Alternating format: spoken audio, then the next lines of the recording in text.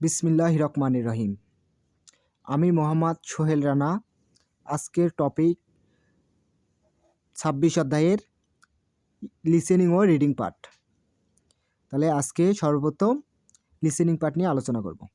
EPS topic তুগ্গি। তুগ্গি বিষয় মানে শোনা বিষয়, যেটা এটা তুগ্গি। ইরেসা সাম্বান 1 থেকে 3 থাম পরবর্তী খুরিমুল মেসবি বগদেকে আলমাজুন সঠিক দ্বিধাবলী উত্তর খুরুশিপসিও বাছাই করুন। মানে সবচাইতে সহজ নিয়মে এগুলো পরীক্ষাতে প্রায় 90%ই আসে। তাই খুব মনোযোগ সহকারে এবং গুরুত্ব সহকারে ক্লাসটি করবেন। 1 থেকে 3 নম্বর পরবর্তী ছবি দেখে সঠিক উত্তরটি বাছাই করুন। তাহলে 1 নম্বরে এই সারামুন মানুষটির অধিকার কোথায় আপসীমিকা ব্যথা। এই মানুষটির কোথায় ব্যথা। তাহলে এই ট্রাক নাম্বার চালু করলেই এই চারটা অপশন বলবে। তাহলে এখানে দেখে বুঝতে হবে এটা উত্তর। তাহলে দেখি ট্রাক নাম্বার 84। তাহলে আমরা এই যে এইখানে চলে যাব, ডান পাশে এই বাটনে অ্যারো বাটনে যায় এইখানে চাপ দিব। চাপ দেওয়ার পরে এই ট্রাক নাম্বার 84 এবার আমরা চালু করে দেখি কি বলে। 26과 EPS 토픽 듣기 26 অধ্যায় ইপিএস টপিক 1에서 3번 1 থেকে 3 নম্বর 다음 그림을 보고 পরবর্তী ছবি দেখে 알맞은 대답을 고르십시오. সঠিক উত্তরটি বাছাই করুন। 1번 1 নম্বর 이 ইলবান। 사람은 어디가 아픕니까? এই লোকটির কোথায় ব্যথা। 1 팔이 아픕니다. ফাড়ি মানে বাহু। 2.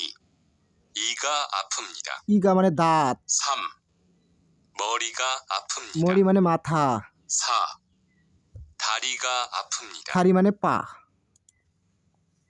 থারি মানে পা। তাহলে ফাল মানে বাহু, ইগা মানে দাঁত। ফাল তো এখানে কোনো আঘাত দেখা যাচ্ছে না। ইগা মানে দাঁত, এই যে দাঁতের এখানে লাল চিহ্ন দেখা যাচ্ছে। মরি মানে মাথা, এই যে মাথায় কোনো আঘাত নাই, ব্যান্ডেজ ট্যান্ডেজ। ফাল মানে উচ্চারণটা বিহবের উচ্চারণ ফ হয় এইখানে। ফাল, এই ফাল মানে পা, পার তো নাই। তাহলে এটা অ্যান্সার হবে 2। খালি এখানে ক্লিক করে দিলেই হয়ে যাবে। সেম 2 নাম্বার দেখি।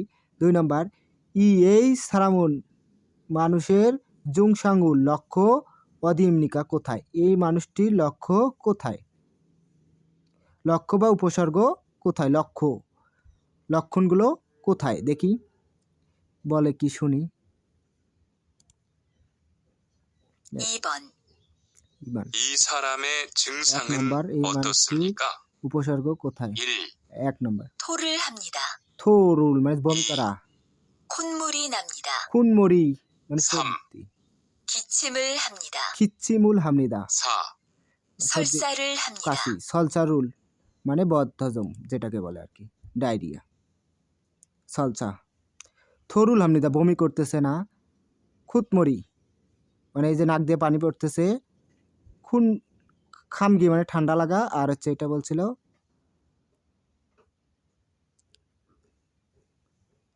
সলসা মানে ডায়রিয়া। তাহলে এটা উত্তর হবে 2 নম্বর খুতমরি নাদা। তাহলে 3 নম্বরটা শুনি। 3 নম্বর দেখি কি বলে। 3번 3 নম্বর 이 사람은 어디를 다쳤습니까? এই মানুষটি কোথায় আঘাত পেয়েছে।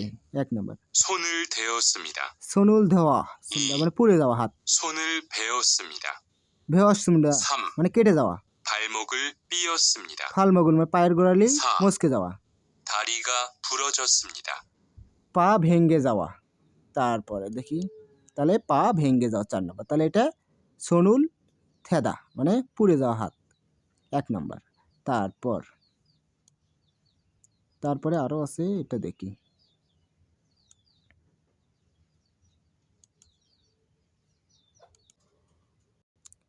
সাইস ও বন 4 থেকে 5 নম্বর হানা মানে মধ্যে, ইয়াগুল মানে কথা তুদ্গ শুনে, মানে 2 গেটা জিলমুনে প্রশ্নের দেধাপ হাসিপসিও উত্তর করুন, মানে এখানে একটা প্রশ্ন করবে, দুইটারও উত্তর দিতে হবে। তাহলে আগে প্রথমে দেখতে হবে এই হেডলাইনে কি বলছে।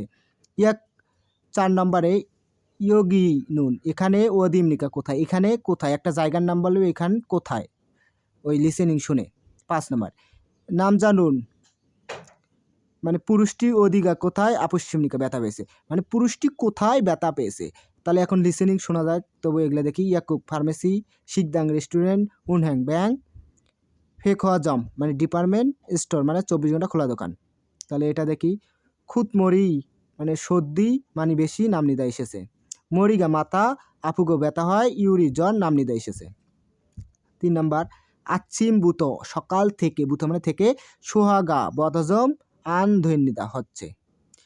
বাবুল ভাত মগুল খাওয়ার, উইয়ে পরে সলচারুল ডায়রিয়া হেস সুমনিদা হয়েছে।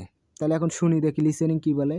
4에서 5번. 4 থেকে 5 নম্বর 하나의 이야기를 듣고 মধ্যে 2개의 কথা 질문에 শুনে 대답하십시오. 2টার প্রশ্নের উত্তর করুন। 어서 오세요. দয়া করে আসুন। 어떻게 오셨어요? কেন এসেছেন? 열이 나고 জ্বর ও 머리가 아파요. মাথা ব্যথা হয়েছে। 언제부터 열이 났어요? কবে থেকে মাথা ব্যথা হয়েছে? 아침부터 그랬어요. আজ সকাল থেকে ব্যথা 여기 হয়েছে। 약을 드릴게요. এই ওষুধগুলো দিব। 밥을 먹은 후에 드세요. এই ভাত খাওয়ার পরে এই ওষুধগুলো খাবেন। 알겠습니다. হ্যাঁ, বুঝতে পেরেছি। তাহলে বলছে মানে একটা ফার্মেসির কথা বলছে। তাহলে ইয়াকুক ফার্মেসি, তারপরে কি হয়েছিল, মাথা ব্যথা এবং জ্বর আসার কারণে আসছিল। এই যে মানে রিলেটিভ সম্পর্কই থাকবে তারপর। তাহলে শেষ, আজকের লিসেনিং পার্ট শেষ। তাহলে এখন ইগি,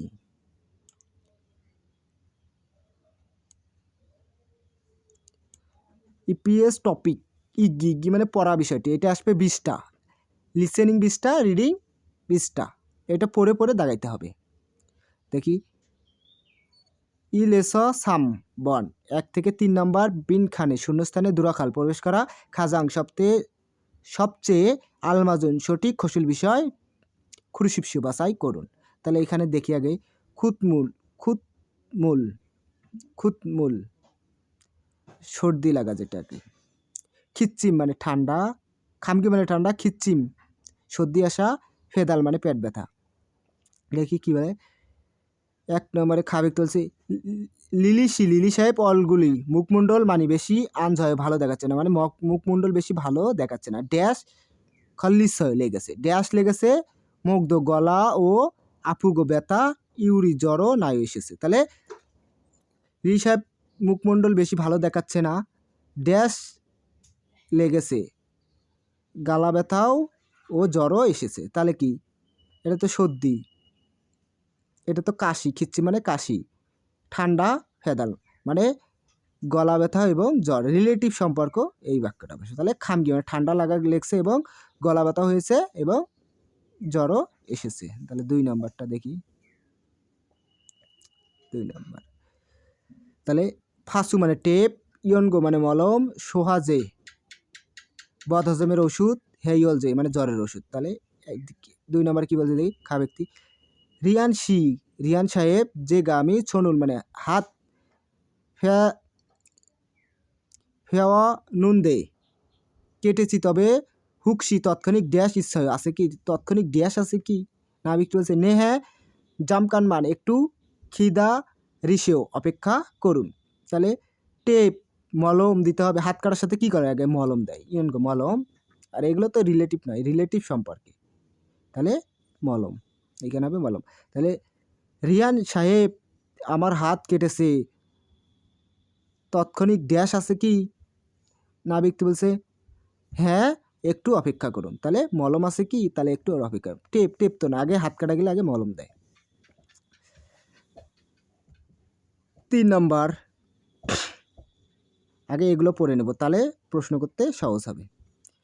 নুগা আফায়ো কার ব্যথা বা কে অসুস্থ, অধিকা আপু সেও কোথায় অসুস্থ বা কোথায় ব্যথা।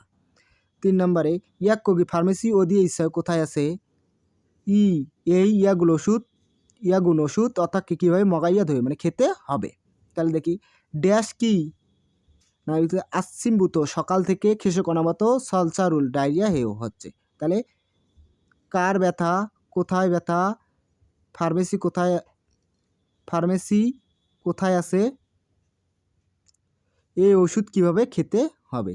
তাহলে কি বলছে প্রশ্ন, কি দ্বারা প্রশ্ন করছে, সকাল থেকে অনবরত ডায়রিয়া হচ্ছে, তাহলে কোথায় অসুবিধা, তাহলে বলছে সকাল থেকে ডায়রিয়া হচ্ছে, তাহলে 2 নম্বর অ্যান্সার। এভাবে বুঝে বুঝে পড়লে ইনশাল্লাহ পরীক্ষাতে 200 পাওয়া সম্ভব। সবাই ভালো থাকবেন, এই বলে আমি আমার ক্লাস শেষ করছি। আল্লাহ হাফেজ।